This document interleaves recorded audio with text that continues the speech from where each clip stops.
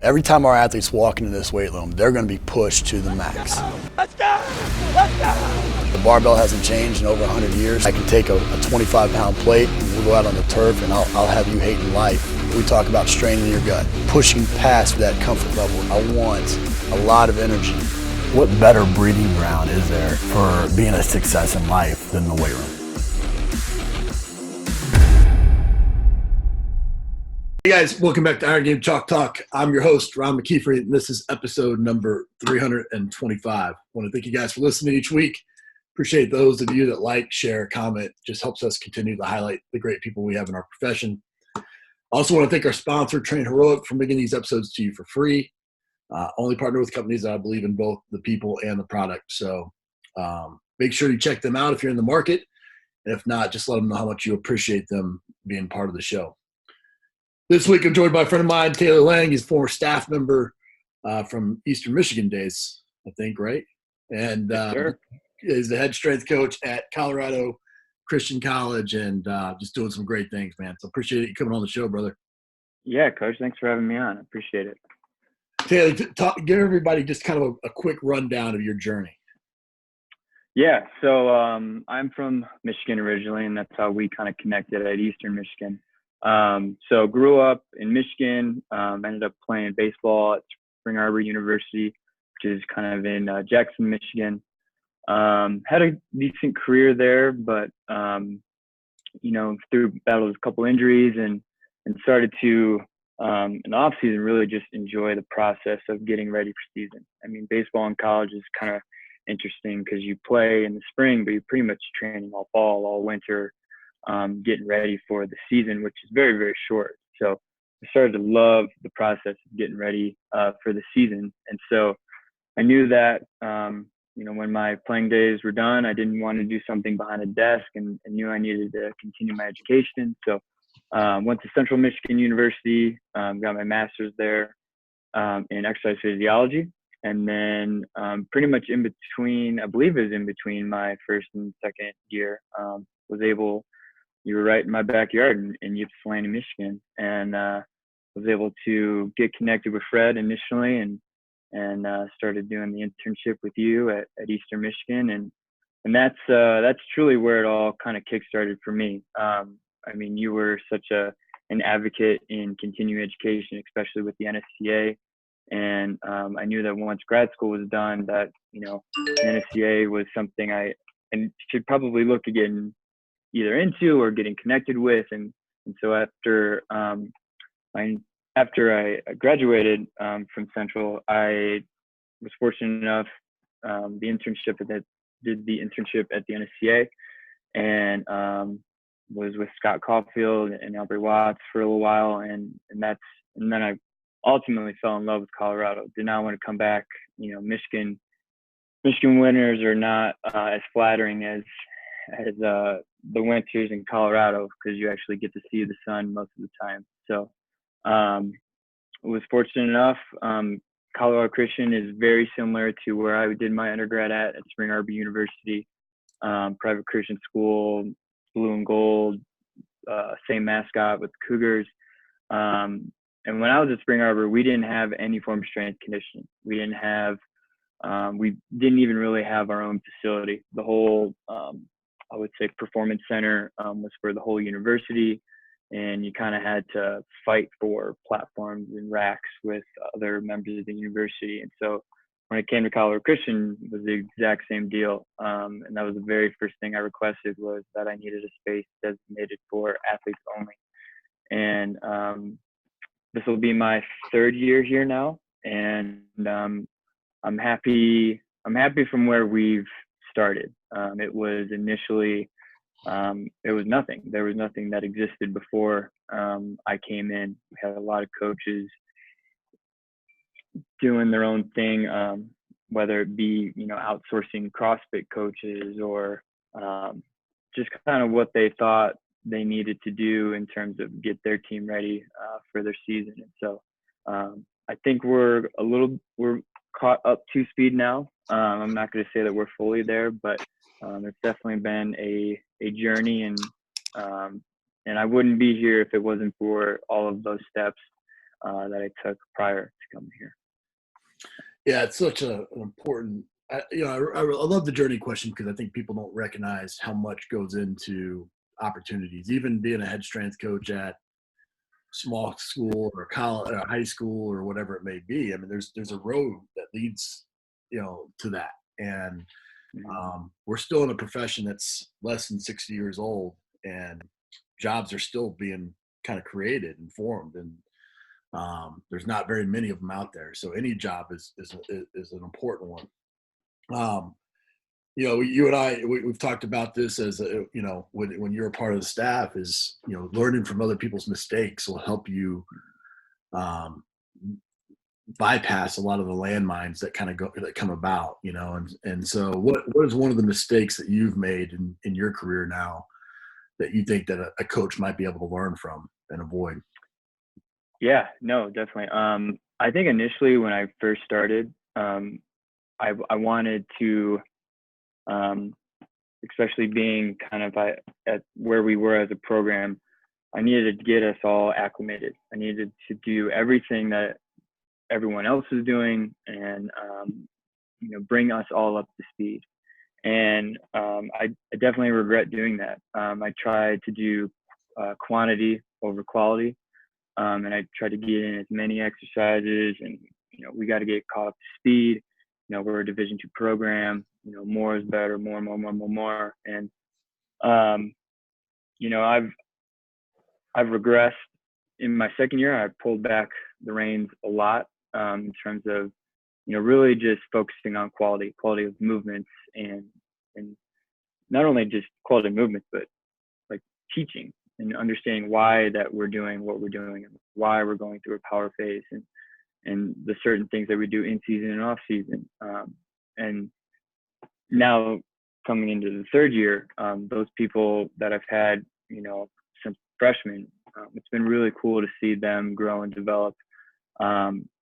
And I rely a lot actually on them now to help the underclassmen and teach them and pour into them. And I think I think that's so much more valuable if it can come from them than from me, because they're, your senior leadership, your upperclassmen that are taking the initiative to, make sure that the underclassmen know what to do, what should be expected. And so I would definitely say now, especially, with limited resources, that quality is so much better than sloppy quantity.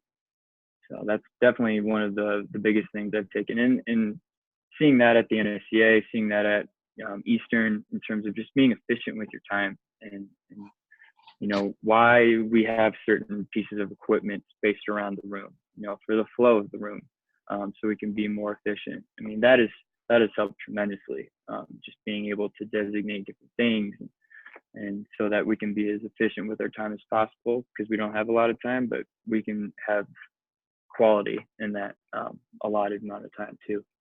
Yeah, it's so important. I think that it comes with wisdom, right? It comes with experience, that, having the confidence to be able to pull back and not feel like you have to throw a million different exercises or have the latest, best piece of equipment or whatever it might be. The genius is in making the complex simple and learnable as you go. You mentioned time in there and space and being at a small school. What are some of the, obviously I think everybody can relate to the challenges that come with maybe being at a small facility. What are some of the tactical things that you've done, either to manage your time or manage your time with your athletes, or create more space or better usage of your space there at Colorado Christian? Yeah, no, I mean, well, it was so funny because, I was out there at the NSCA when you were, helping the NSCA do their renovation, and coming from that amazing facility. And then, my expectations were like, oh, way up here, because I got to work in that environment with, such, just an amazing facility. And so coming here and thinking, like, asking my AD, like, we need this, this, this, and this, like, if we want to even have a chance to stay afloat, and then realizing, like, no, like, I can I can still accomplish the same things, whether it is just, it's not hard to go to Home Depot and grab 20 PVC pipes. It's not hard to go to the hardware store and get, chains if that's something that, you're just interested in. Just being, in terms of being efficient with our time, I've been so happy and proud of our athletes. And mainly this is just like, I feel like I've poured so much into the upperclassmen, and thankfully, like they've, it took a while. Like they had to trust me and I trusted them, but, I built that rapport with them. And so they know, like, even if there's, a team, up here right now that, the mobility and the dynamic warm-up needs to be started 5 minutes, prior to us lifting. And that's the standard. And, that way, because we are on such kind of a tight time schedule throughout the day, that the second that next team is in, like they're already warmed up, they're ready to go. And they know that. They know that you're never, in our situation, you are never, there's always going to be someone before you. There's always going to be somebody after you. So, we're looking for quality, but we need to be efficient with our time. And I have relied on the upperclassmen very heavily. That standard is understood and it's executed, and they've done a fantastic job with that. They know that we're on a time crunch, and that there will be days that it is just them, but they've been very respectful of that. Yeah, I think that's an important takeaway I don't want people to miss is when you're, having been at Tennessee or NFL or wherever the different places that I've been, I've had access to phenomenal facilities, but I also go back to, building a program from scratch at South Florida in less than a 2,000 square foot weight room. And what you learn when you're in those environments is that people are your most precious resource. And Absolutely. pouring into your upperclassmen or pouring into your administration or your fellow coaches or colleagues or whatever, that's what's going to make things better for you from a time efficiency standpoint, or being able to utilize your space to the best of its capacity and the whole deal. So great takeaway there. When you get to a program, I think, were you the first person there, first strength coach, right? I am. Yeah. Yes. There's nothing before. Yeah. So, when you arrive at a place that hasn't ever had experience with that, you have to create your own culture from scratch. You have to build buy-in from scratch. What were some of the tactical things that you did there to really get to a point to where you're in a pretty nice facility right now. You're looking over, you've got a good setup, at least going in the right direction. What were the tactical things that you did early to kind of get that buy-in? Definitely initially build the relationship with the coaches. And, that's something that I've seen at every place that I've gone, whether it's in the NCAA, whether it's at Central, whether it's at Eastern, is that if you don't have a good relationship with your coaches, then, it's hard to, they're not going to trust you, and then, they're not going to let you have their athletes. So, just building that initial relationship with them, because, I knew that, so me coming in and taking over, like, there would definitely be questions, and I needed to prove that I could answer those questions. But the not coming in and being demanding, being open-minded, being able to, I'm coming in my role, and I want to collaborate with you as coach. I'm not trying to be one-dimensional. Like, I know you've been around the block and you've seen things that work and seen things that don't work, and I want to build on the things that work, and not go towards the things that don't work. And so that was really cool in the beginning, because I definitely think I had some, rightfully so, some, skeptics. I'm a little bit young for someone in this position, and definitely had to prove myself. But building that trust with them, then that kind of trickled on down. Then when I go to meet the athletes for the first time, the coach says, like, hey, this is our strength coach. I trust him, and so you need to buy into what he's saying. Like, that speaks volumes. I don't have to, work at building that rapport with the athletes, even though I will. But having the coach back you with what you say is everything. Because that's their coach. That's why they came with, even these families, like the family has trusted the coach with their son or daughter. And so I think that was super important for me in the beginning, is building that relationship initially with the coaches. And then that kind of kept allowing me to work with their athletes more and more, to the point where it's full tilt. There is no questions. And we have very good relationships. It's been so cool to just, work with our coaches and like they have ideas and just, the popcorn and off of each other. And so definitely building the initial relationships with the coaches. Yeah, I couldn't agree more. That's, sometimes you walk in and it's an adversarial type of relationship. Like it's us versus them. And the reality is that, those coaches you can learn a ton from, that's why they're in the positions they're in, because they're good at what they do. And it is ultimately the job of a strength coach to support that coach and help put the best team on the field or the court or in the pool or whatever. And it doesn't all center around sets and reps in the weight room, and sometimes we try to make it out to be that. You mentioned earlier, how old are you now? I am about to turn 29. Yeah, so 29 years old, and you've been head strength coach for 2 years. I was 23 years old when I first got my head strength coaching opportunity. When you're a young strength coach like that, it's a lonely seat at the top. It can be a lonely place, especially when you're at a place where you maybe don't have assistants or GAs or anything or early on. You talked about a little bit about community there, some of the mentors that you had, but you've done a good job throughout your career of creating kind of an outreach of people that you can reach out to answer some of these types of questions when you do have those opportunities. And I'm a firm believer, just for the people that are listening, I don't think you get into this business to be an assistant strength coach.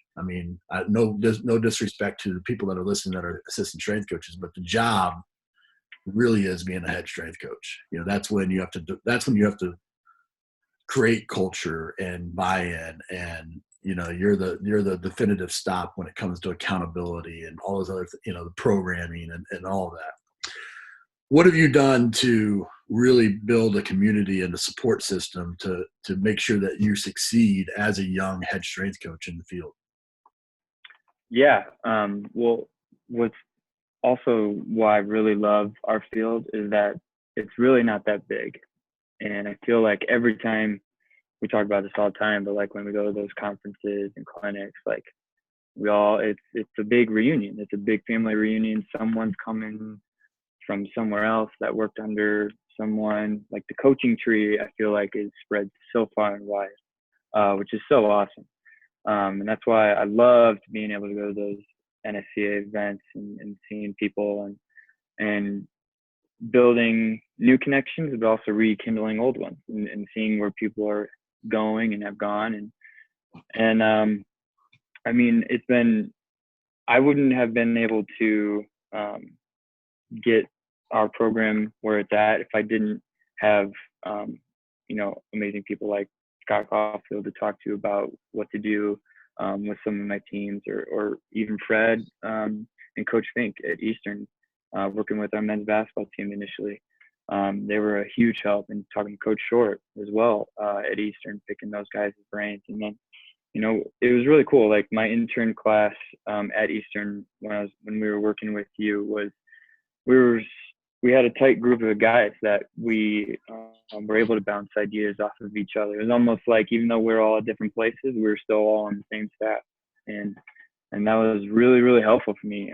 Guys, I relied on them a lot initially because, you had Bobby go to Austin P and some other places, and what works for them, what doesn't. And so that's what's really cool too, is I feel like in our conference, the RMAC, all the strength coaches in our conference are really close together too. And it's really cool. And I love that, like, we have a conference every year and we we get together and it's like, hey, what's working, what's not. Like, and that initially when I was invited to that, I was like, man, that would be crazy. Like if you had all the Division I football coaches come into a room and they would talk about, hey, what's working, what's not working. That would never happen. But as strength coaches, it's cool. Like we know, everyone's doing something different, but still, the same kind of at the same time. But everyone is just super helpful. And I've never run into a conversation with a strength coach that has been like, no, I'm not going to tell you what I'm doing. Like, no, this is what I'm doing. This is what's worked. This is not, maybe try this. Right. I just think our community is so caring and so kind and looks forward to building this industry up. Yeah, I mean, as you know, that's one of the things that to me was so important. The reason why I would run internship programs and the reason why I would invest in you guys as much as I did was because that's really the legacy part of this field, right? And going back to how do you touch more athletes? How do you have a bigger impact on athletes? Well, you have an impact on their coaches, and so, yeah, I mean, driving, a lot of that was by design, right? Making you guys as close as you were as an intern group and really creating group projects and different opportunities for you to grow. Super important. And as you would attest to, that's one of the first things I say in that first intern meeting is like, look, you guys are going to lean on each other for the rest of your career. Even if you don't go on to stay in the field, you still create some great relationships and some great memories, and I think that's the thing, right? I think we all, again, less than 100 years of this profession, we all have an obligation to help grow it, be it through mentorship or opportunity or creating new jobs or putting on more clinics or being open with our knowledge and our information. Those are all important things for everybody. So I appreciate that. We end the show, man, with some resources here. Give us the best piece of coaching advice you ever received. Oh, best piece of coaching advice. I mean, I think, we kind of talked about the quantity versus quality thing. I mean, the whole, KISS principle, keep it simple, stupid. I think that has been kind of a staple here. I mean, just because, we have to keep it simple. There's no need to, you see, crazy videos of people doing overhead, single leg, this, that, or whatever.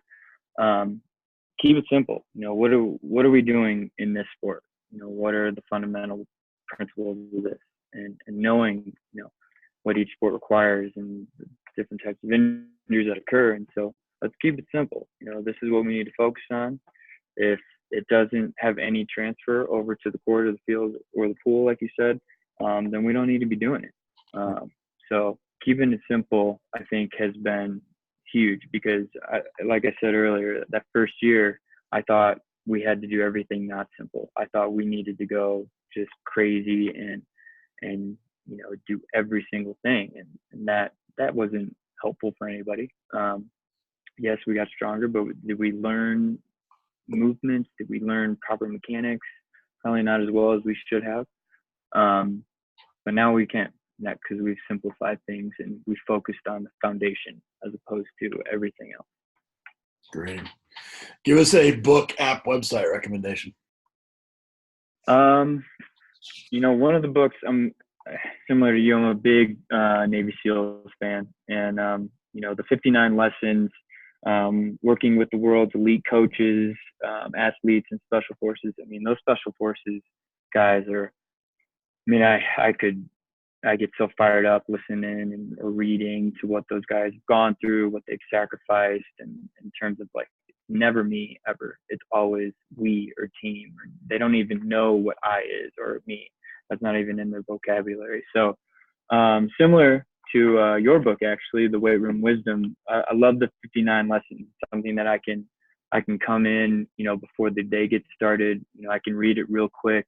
And it's been so cool. I mean, storytelling, I feel like, is so important with athletes. And so being able to reflect on that and use that in the first, 5-10 minutes before we get started, I've seen that is like been super helpful and gets us ready, gets us focused for what we're about to accomplish. Yeah, I agree. That's Fergus Connolly. I was looking for it. I've got it on my bookshelf somewhere back there. Oh, here it is. Yeah, it's a good one. Yeah, that's a good to go grab. That's awesome. Well, man, as we've talked in the past, and we got to do a better job of staying even in touch better, but super proud of you, man, and what you're doing and how you're going about your career.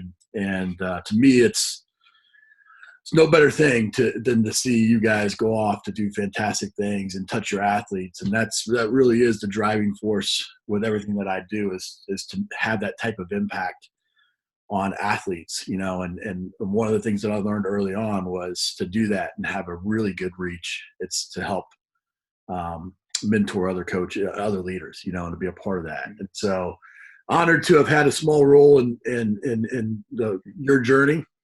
Absolutely. Super excited about where you're headed and how you're going about it, man. Yeah, no, thank you, Coach. I mean, you've been so helpful, with the program you ran at Eastern, and I got to see you and your staff, and I'm forever grateful for that. And it's definitely helped me. I mean, I try to replicate that program here every single day. So I appreciate that a lot. That's it for this episode of Iron Game Chalk Talk. Thanks to this week's guest as well as our sponsors for bringing this episode to you for free. Make sure to check out ronmckeefery.com where you can join our mailing list, find the show notes, including all the links and resources mentioned, and information about Coach McKeefery's other products. While you are there, please join Coach McKeefery in the comments section thanking our guest for sharing. If you haven't subscribed to Iron Game Chalk Talk on YouTube or iTunes yet, make sure to do so. Comments, ratings, and reviews are always welcome. Coach McKeefery can be found on Twitter at @RMcKeefery, on Facebook and YouTube at /Ron.McKeefery.